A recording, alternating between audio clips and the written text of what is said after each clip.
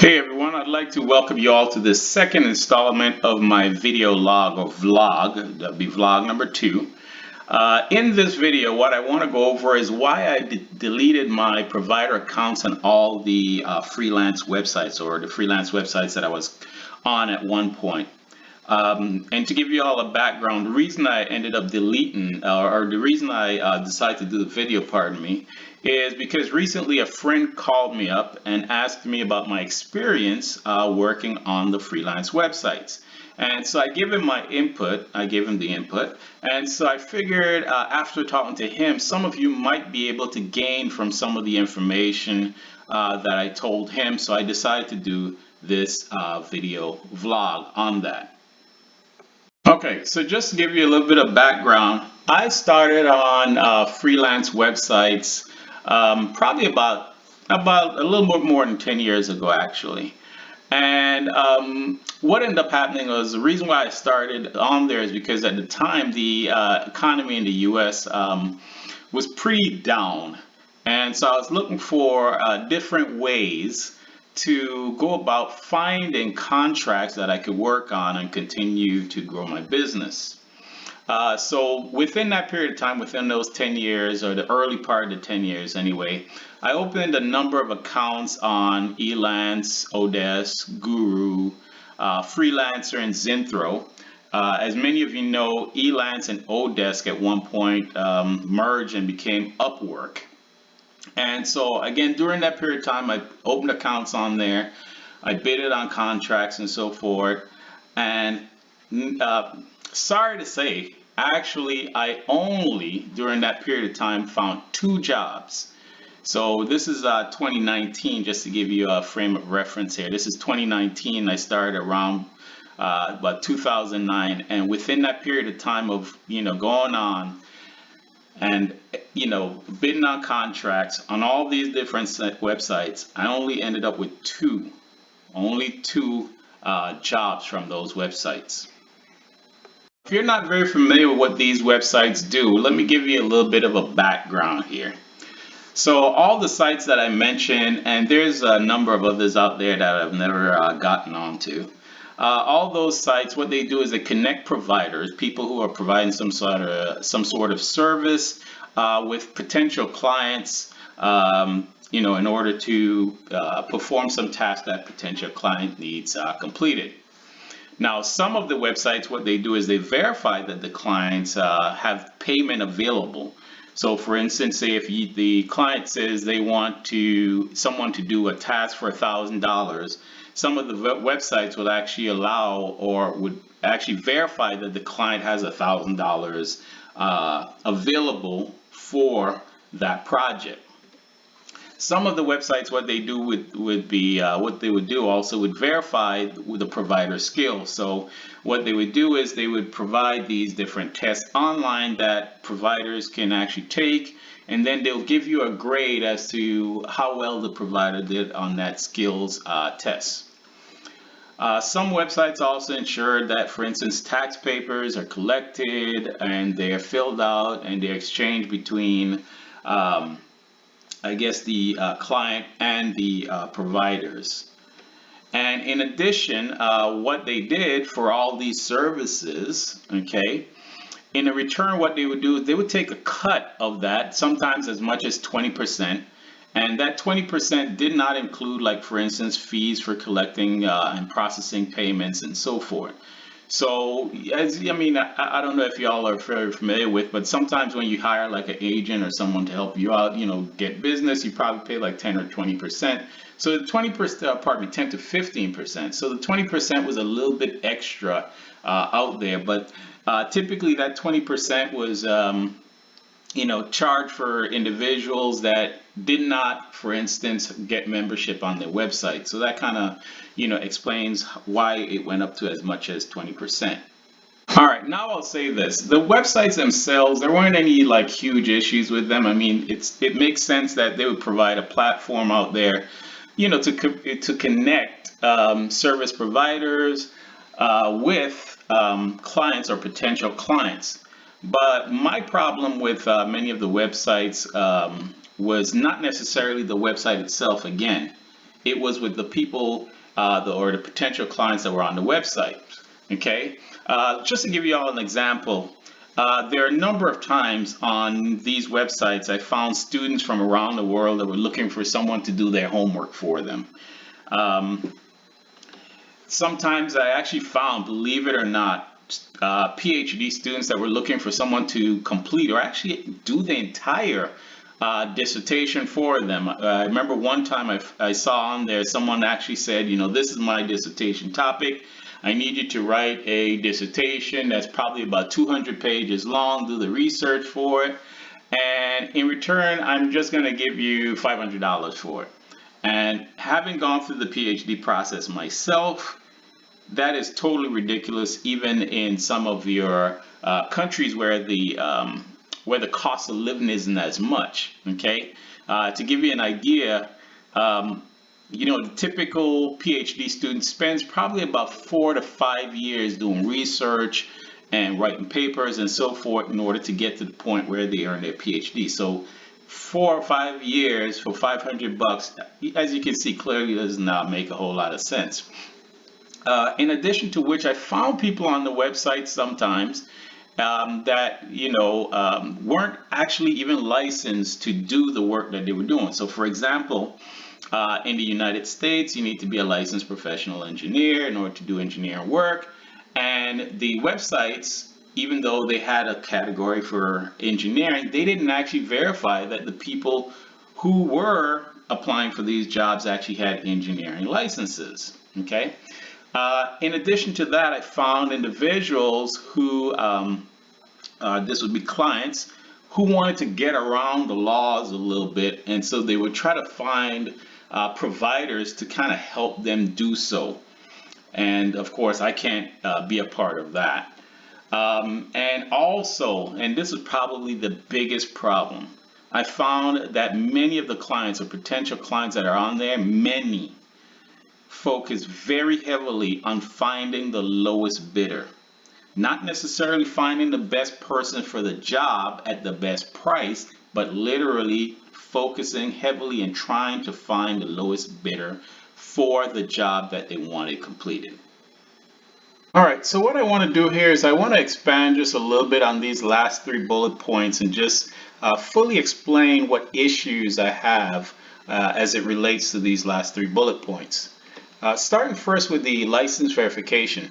Now, it is illegal to practice engineering without a license in all 50 states in the United States. Again, it's illegal to practice engineering without a license in all 50 states, meaning that if you were to go out and give your services to the public, it's illegal to do so unless you're licensed. Now, there is an industrial exemption, but each state has their own. So rather than getting into what each state has, I'll leave that up to you guys to look up. In addition to which, and this comes directly from the NSP, which is the National Society of Professional Engineers website. This is a direct statement. They say licensure for a consulting engineer or a private practitioner is not something that is merely desirable. It is a legal requirement for those who are in responsible charge of work, be they principals or employees. So again, that shows that, you know, licensure is not something that's desirable. It's actually something that's required. Okay, so the second thing I want to focus on is some of those potential clients that were trying to get around certain laws here within the United States. So in the United States and all U.S. territories, and this is a direct quote from the National Society of Professional Engineers, only a licensed engineer may prepare, sign, and seal and submit engineering plans and drawings to a public authority for approval, or seal engineering work for public and private clients. So as you can see here, only those individuals can do so. Now, what I found on many of these websites many times, where there were individuals or clients, potential clients, who may have gotten work done somewhere else, and they just wanted someone to come along and stamp and sign and seal these drawings or these documents that they're planning on submitting to public authority. Now, that is illegal. And so I couldn't be a part of that. I cannot be a part of that. Okay. And so that was my second issue, or that's my second biggest issue with these websites. Not the websites again, but the clients that are on these websites. Okay. Individuals on there again, there are some of them that are trying to get around the rules and laws within the United States and get individuals who happen to be engineers, licensed engineers, to sign and seal drawings that they didn't have anything to do with. Okay, so the third thing that I really wanted to focus on. So we talked a little bit about how many of the clients on there, potential clients, are actually looking for the lowest bidder. Now, here's where this becomes very difficult for me to be able to compete on that level where I'm just trying to undercut the next engineer in order to get a project. Okay, I've put a lot of time into my craft, if you will. Just to give you an example, I'm a licensed professional engineer. What that means is I've taken 2 8-hour exams that all 50 states and US territories recognize to prove that I have the qualifications to be an engineer. Okay? Many of the providers on there who are providing engineering service have never taken those exams. Again, that's 2 8-hour exams that I had to pass. All right. In addition to taking those 2 8-hour exams, I actually needed to get the approval or the blessing, if you will, from other licensed professional engineers who I've worked with or worked under. That's, pretty much they're saying, hey, this person has what it takes in order to be a professional engineer. In addition to all of that, I have 4 college degrees in engineering, which one includes a PhD. Again, spent a lot of time working on that. I carry liability insurance in case something goes wrong. My firm is licensed in the state where I have an office. My firm is actually an A+ rated company with the Better Business Bureau. And again, I have professional experience that has been confirmed because I was working with other licensed professional engineers during that period of time. Prior to becoming licensed, and I had to submit that information along with my documents in order to become licensed. So when you put that kind of time into your craft, it is hard now to go out and just keep undercutting the next engineer in order to win a contract. Okay, at some point you have to say, okay, I can't go any lower than this because I have so much time, money invested in who I am. And so for that reason, I cannot compete. Or it's ridiculously difficult to compete on these types of websites.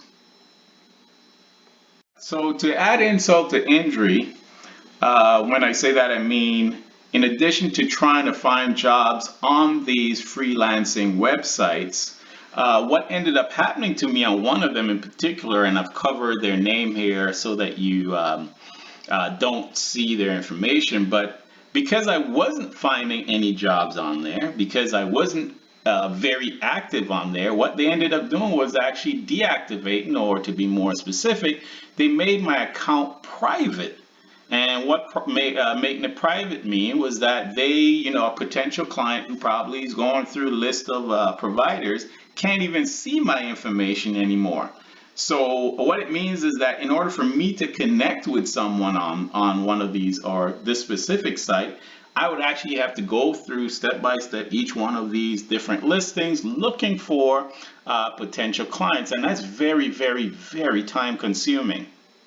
So they actually made it harder for me to be able to find work on their own website simply because I wasn't making enough money. So again, that just made the problem even worse.